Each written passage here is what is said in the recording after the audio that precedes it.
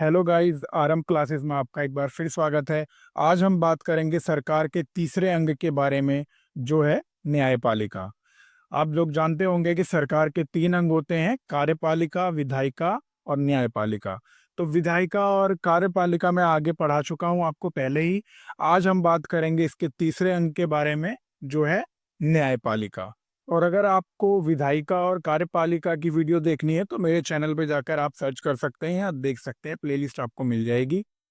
तो चलिए शुरू करते हैं आज का टॉपिक, न्यायपालिका। आज हम जानेंगे कि न्यायपालिका क्या होता है, न्यायपालिका की संरचना किस प्रकार की है, उसके मुख्य काम और उसकी स्वतंत्रताओं के बारे में बात करेंगे। तो चलिए शुरू करते हैं। तो चलिए सबसे पहले जानते हैं कि न्यायपालिका क्या होती है।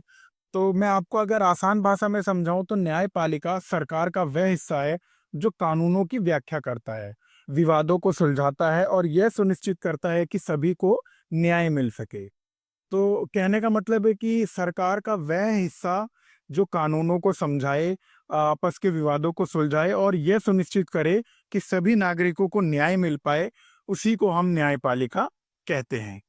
तो यह भारत में स्वतंत्र रूप से काम करती है, यानी विधायिका जो कि संसद होता है और कार्यपालिका जो कि सरकार होती है, इनसे अलग और बिना दबाव के काम करती है।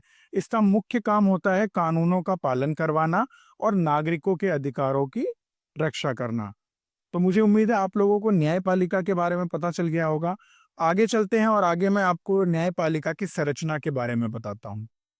तो न्यायपालिका का जो संरचना और संगठन है वो एक पिरामिड की तरह होता है, जिसमें सर्वोच्च न्यायालय सबसे टॉप पर, मतलब शीर्ष पर होता है। उसके बाद उच्च न्यायालय और उसके नीचे जिला और अधीनस्थ अदालतें होती हैं। तो यह एक एकीकृत न्यायिक व्यवस्था है, जिसका मतलब है कि सभी अदालतें एक दूसरे से जुड़ी हैं और उच्च अदालतें निचली अदालतों पर नजर रखती हैं। तो जो भी मैंने आपको ये पिरामिड में तीन पार्ट इसके बताए, जो तीन तरह के न्यायपालिका होती है, तो सबसे पहला जो इसका संगठन और संरचना का जो पार्ट होता है वो होता है सर्वोच्च न्यायालय। सर्वोच्च न्यायालय के आप लोग बहुत सारे आप लोग उसमें जानते होंगे, सर्वोच्च न्यायालय यानी सुप्रीम कोर्ट। तो यह भारत की सबसे ऊंची अदालत होती है, जो नई दिल्ली में स्थित है। इसके पास 34 जज होते हैं और ये 26 जनवरी 1950 से काम कर रही है। यह संविधान की व्याख्या करता है और निचले अदालतों को फैसला भी देता है। इसके तीन अधिकार हैं: मूल अपीलीय और परामर्शदर्शिता। इसका मेन काम होता है संविधान की रक्षा करना और निचली अदालतें जो फैसला देती हैं उनकी समीक्षा करना और उसे सुलझाना। इसका एक और मेन काम होता है जो होता है केंद्र और राज्य के विवादों को सुलझाना। इसके बाद जो पॉइंट है वो है उच्च न्यायालय। तो भारत में 25 उच्च न्यायालय हैं, जिनमें सबसे पुराना मद्रास उच्च न्यायालय है, जो 26 जून 1862 से काम कर रहा है।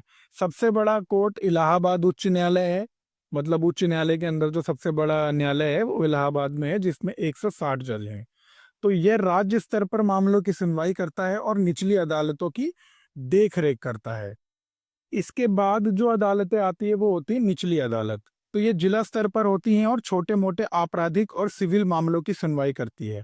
इनका प्रबंधन राज्य सरकारें करती हैं और इन पर उच्च न्यायालय की निगरानी होती है। कहने का मतलब है कि अब मैंने जो आपको ये तीनों जो स्ट्रक्चर बताया पिरामिड के तौर पर, ये एक दूसरे के लिए ही काम करती हैं। सबसे पहले कोई भी इंसान निचली अदालत में जाके अपनी शिकायत कर सकता है। उसके बाद अगर उसे वहां न्याय नहीं मिलता तो वो उच्च न्यायालय जाता है, फिर सर्वोच्च न्यायालय जाता है। और जो भारत का सर्वोच्च न्यायालय उसको निर्णय दे देता है वो उसके लिए फाइनल होता है। तो इस वजह से ये एक दूसरे के लिए काम करती हैं। साथ साथ आप यहाँ पे एक चीज और नोट कर लो कि कानूनी व्यवस्था जो होती है वह दो भागों में बटी होती है। पहला होता है आपराधिक कानून। आपराधिक कानून क्या होते हैं?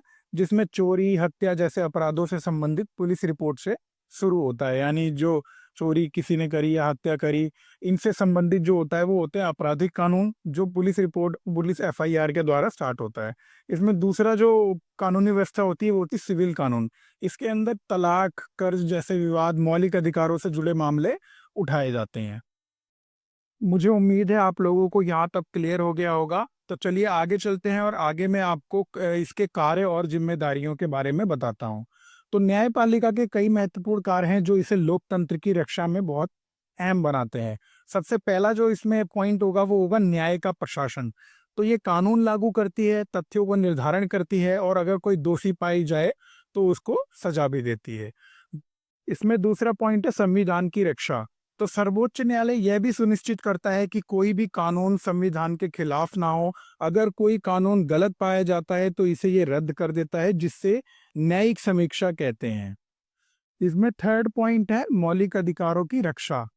तो जो हमारे मौलिक अधिकार होते हैं उस पर भी उच्च और सर्वोच्च न्यायालय हमेशा नजर रखते हैं, और आप इसके लिए मौलिक अधिकारों के लिए कभी भी सर्वोच्च न्यायालय का दरवाजा भी डायरेक्ट खटखटा सकते हैं, ताकि आपकी स्वतंत्रता, आपके बोलने का अधिकार को कोई भी हनन ना कर सके। मतलब जो भी आपके मौलिक अधिकार है उस पर कोई भी हनन ना आए।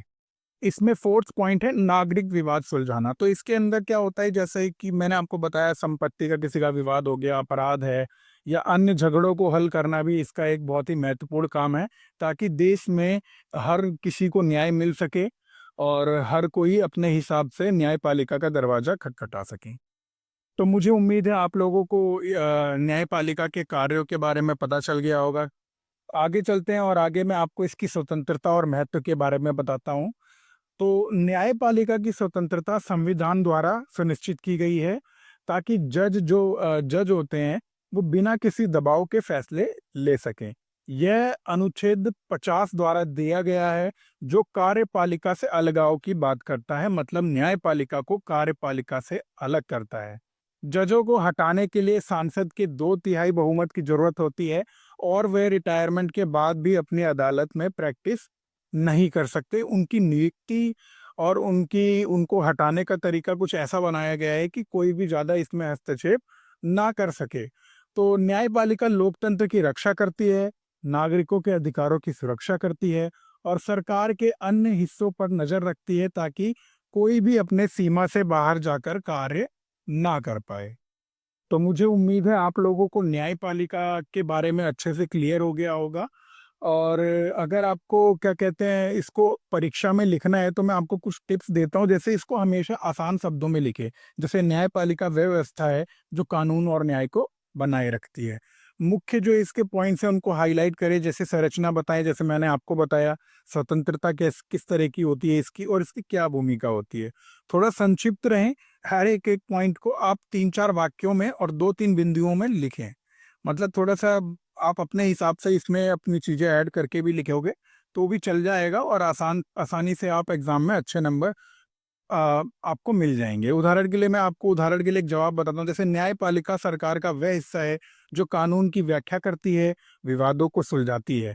यह स्वतंत्र है और 3 स्तरों पर काम करती है: सर्वोच्च न्यायालय, उच्च न्यायालय और निचली अदालतें। इसका मुख्य काम संविधान की रक्षा और नागरिकों के अधिकारों की सुरक्षा करना है। आपने देखा किस तरह मैंने इसको डिफाइन भी कर दिया, इसके थोड़े फीचर्स भी बता दिए, इसको मैंने आपको स्तर भी बता दिए कितने स्तरों पे काम करता है, और इसका काम भी बता दिया। तो आपको भी डेफिनेशन कुछ इसी तरीके से देनी है। तो मुझे उम्मीद है आप लोगों को न्यायपालिका का टॉपिक आज क्लियर हो गया होगा। अगर आपको कोई भी डाउट है इस वीडियो से रिलेटेड तो आप कमेंट बॉक्स में पूछ सकते हैं, और विधायिका और कार्यपालिका के लिए मैंने अलग से वीडियो बना रखी है जो आपको प्लेलिस्ट में मिल जाएंगी, आप उन्हें भी देख सकते हैं। तो अगर वीडियो अच्छी लगी हो तो लाइक करना ना भूले, दोस्तों के साथ शेयर करना ना भूले, चैनल को सब्सक्राइब करना ना भूले। मैं आपके लिए ऐसी वीडियोस लाता रहूं।